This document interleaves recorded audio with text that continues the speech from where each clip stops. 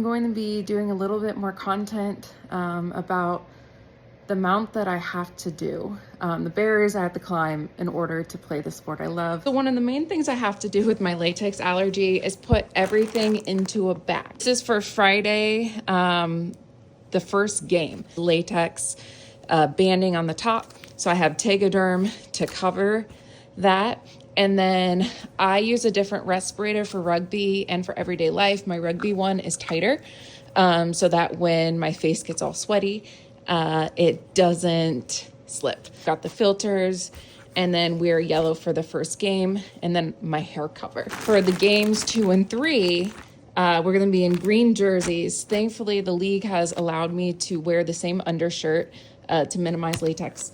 But I have 2 other games, and I have to be able to change my filters.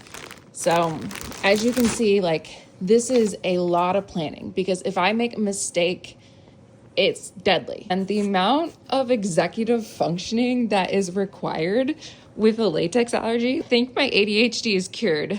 No, actually, it just takes me a really long time to do all this stuff. Got my stuff to the airport. I put my things in bags because a lot of times they use latex rather than gloves. The lessons I learned the hard way is that toilet paper usually has latex on it. Everywhere I go, I have to always bring one. There have been times that I've forgotten wipes and just had to go without wiping. When I need to eat, I typically go and I find a restroom to eat in, which is gross, I know. I have to bring my own soap. I wash my hands. And as a wheelchair user, the second I touch my rims, they're no longer safe because my hands are touching other stuff. There's latex on them. Because it's hard to eat with a respirator on, this is my little hack to make life easier. Being a quad with this allergy is difficult because I have to balance while holding up the mask. But another thing is I need to make sure my water is always full, because if I get in some air from the outside, I could get anaphylaxis from that. I tried to get a robe on myself so that I'm not around latex shoes. My parents weren't pleased that I went to the tournament, but I received this really sweet message from my dad. The hotel lobby had poinsettias everywhere, which have latex, so I was very careful to avoid them. Once I got to my hotel room, I had to wipe off everything I brought in, which took a little over an hour. This is how I eat. I have to take a deep breath, put the food in while holding my breath, put the mask over, chew, take a breath, and repeat. Before I shower, I have to wipe off every square inch of my chair. I went to go take a shower after traveling all day and realized that the shower head had latex. So then I had to take a sink bath. I noticed a rash on my feet and realized that there was rubber in the sink, and when the water piled up, it was getting on my feet. So then I had to rewash my feet. Thankfully, I caught it in time. By the end, the whole bathroom was soaked. Then it was time for bed. I always have to bring my own sheets and pillow just in case there's latex, and I have to sleep with a respirator on and also a hair cover. So the next morning you can tell that I slept in my respirator overnight by the lines. I had to hold my breath while washing my face, take a breath in the respirator, and then hold my breath again to rinse, and then also dry off my face. Sometimes I hold my breath a little too long and need a little bit of time to recover. My turtlenecks have rubber on the inseams, and then I also have to cover up the rubber on the tag information in order for me to wear it. So this is me removing the Tegaderm from it.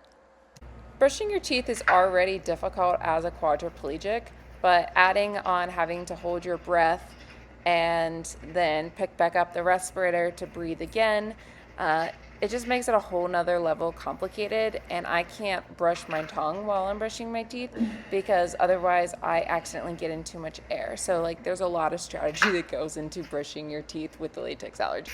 This is how I get in water to be able to swish around, because if I suck on the toothbrush, then I'm actually sucking in air. I got anaphylaxis that way previously, so learned my lesson. To play rugby, I put a base level of hospital gloves and make sure I tape it to my long sleeves so that there's no chance that any latex gets in.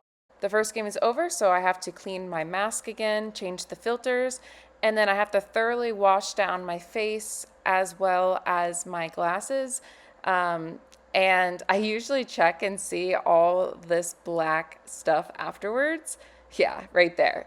The dreaded jersey change. So I had to put a pillow over my head to protect, and then pull the jersey over, and then put the other jersey over, take the pillow out. This took about 10 minutes to do.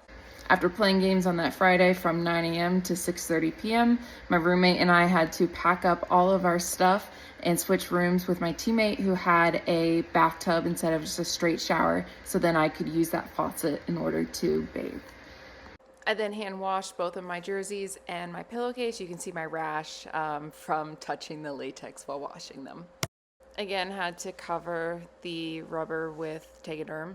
I spilled water on myself, and while trying to clean up the water, I noticed a hole in my pants, which was actually very lucky because then I was able to tape around the hole on the pants to prevent any latex from going through. And then you see I also will tape around my socks and my pant legs. This is just some of the black stuff that comes off my face after playing rugby, and then these are the wipes after cleaning my face. I found a park outside where I could be without my mask and have a little fun, and then I was also able to eat without my respirator and drink, which was nice. Then my team came to my room to study film so that I could also do my infusion, but I ended up getting a reaction because one of the players was too close with their latex wheels. And then we noticed black latex all over the comforter, and so my roommate had to take off the comforter and banish it in the corner. I spent a lot of time with this view because I can't be in enclosed spaces with latex, so if another wheelchair user was in the elevator, I could not also be in the elevator. In between games, I spent time outside without my respirator on. This is Gary, the snail. We became besties. After playing, all of my rugby equipment is caked in latex because of ramming into other players' wheels, which have latex all over them, and also the stickum. So I have to clean off the wheels and then the frame of the chair. This process usually takes about an hour and a half to do. Because I can't shower between my last game and my flight, I then bring a skirt to go over my pants, a button-down shirt to go over my jersey and long sleeve, and then an extra pair of socks to go over top of my socks so that everything that was exposed during the game is now covered. This was my face once I finally got home. I'd be lying if I said that the respirator wasn't painful to wear, especially for long periods of time. I always schedule nothing the 2 days after I get home from a tournament because then I have to clean off every single item that I brought with me and also thoroughly clean the bags. I launder the bags, and then because I care a lot about the environment, I try to wash all of the plastic bags so then I can reuse them. As you can see, it is a lot of work to travel and play wheelchair rugby with an anaphylactic latex allergy. So far, I've been able to do it safely because I'm smart and meticulous about everything I do. I'm working with my doctors on still being able to play. As soon as it becomes not safe and they tell me not to play, I will have to give it up. But until then, it just takes extra time and it takes extra work and more planning. So hopefully this provides hope for anybody who is going through some health issues and they're afraid that they might have to give up something they love.